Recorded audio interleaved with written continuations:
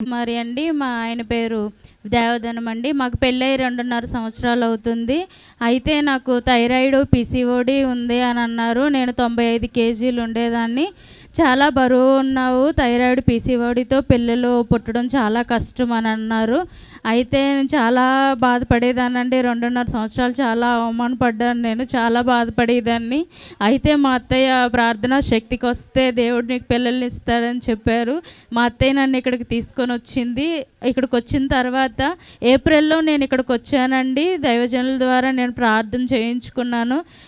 తండ్రి నాకు పిల్లలు కావాలి అని, గర్భఫలం కావాలని ఇస్సాకయ్య గారు అడిగినప్పుడు ఇస్సాకయ్య గారు నువ్వు గర్భవతి అవుతావు పో అన్నారు.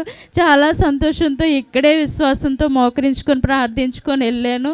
దేవుడు నాకు గర్భఫలం ఇవ్వాలి, ఇదే సన్నిధిలో మళ్ళీ నేను సాక్ష్యం చెప్పుకోవాలని ఎంతో విశ్వాసంతో నేను ఇక్కడి నుంచి వెళ్ళాను. ఏప్రిల్లో నేను ఇక్కడికి వచ్చానండి. జూన్ నెలలో కన్సీవ్ అయ్యాను. దేవుడు నా గర్భాన్ని తెరిచి ఆశ్చర్యకరంగా దేవుడు నా గర్భాన్ని తెరిచి మగబిడ్డని దయచేసాడండి.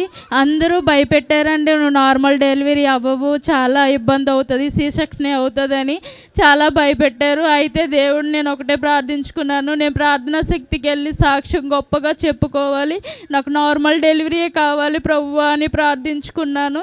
దేవుడు నాకు నేను చేస్తున్న హాస్పిటల్లోనే నార్మల్ డెలివరీ అయ్యి దేవుని కృప ద్వారా నేను కుమారుని తండ్రి కన్నాను. అందుకే దేవునికి వేలాది వందనాలు తెలియచేసుకుంటున్నాను. ఇస్సాక్ అయ్య గారికి నా హృదయపూర్వక వందనాలు తెలియచేసుకుంటున్నాను.